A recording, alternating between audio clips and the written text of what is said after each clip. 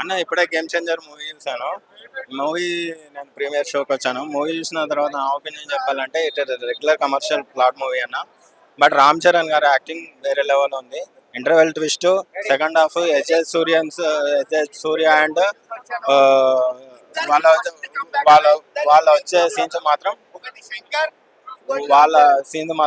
చాలా బాగున్నాయి. And more over ఏంటంటే మనకు శంకర్ గారి మార్క్ ఏదో ఎక్స్పెక్ట్ చేసి వచ్చాము. భారతీయుడు 2 తర్వాత మాత్రం ఇది శంకర్ గారికి కొంచెం కంబ్యాక్ మూవీ అని చెప్పొచ్చు. బట్ దిల్ రాజు గారు చెప్పినట్టు శంకర్ గారు ఇప్పుడు జరిగే సినారియోస్ ని 4 years ముందే ప్రెడిక్ట్ చేశారు. ఆ సీన్స్ మనకు క్లైమాక్స్ లో కనిపిస్తాయి. బట్ ఓవరాల్ గా అయితే రామ్ చరణ్ అంజలి అంజలి యాక్టింగ్ వాళ్ళు బాగుంది. మూవీ అయితే జస్ట్ కమర్షియల్ రెగ్యులర్ ప్లాట్ఫామ్. సినిమాకి మెయిన్ ప్లస్ పాయింట్ అదే అన్న. ఎస్జే సూర్య క్యారెక్టర్ రామ్ చరణ్ సీన్స్ మాత్రమే మనకు సెకండ్ హాఫ్ అనేది చాలా నిలబెడుతుంది. బట్ ఫస్ట్ హాఫ్ అయితే యావరేజ్ గా ఉంది.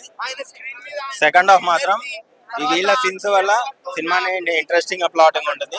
బట్ ఓవరాల్ గా మాత్రం ఇట్ ఇస్ రెగ్యులర్ కమర్షియల్. మనం ఎందుకంటే చాలా మూవీస్ చూసాం, ఎస్పెషల్లీ శంకర్ గారి మూవీస్ లోనే మనం చాలా ప్లాట్ చూసాము. సో ఆ ప్యాటర్న్ లో మనం చూస్తే మాత్రం ఇదే యావరేజ్ మూవీ. బట్ కాకపోతే హైప్ వచ్చే సీన్స్ ఒక ఇంటర్వెల్ సీన్ తప్ప వేరే సీన్స్ అయితే లేవు. అన్ని సీన్స్ అన్ని ప్రెడిక్టబుల్ అంటారు కానీ బట్ కొన్ని సీన్స్ మాత్రం ప్రెడిక్టబుల్ గానే ఉన్నాయి.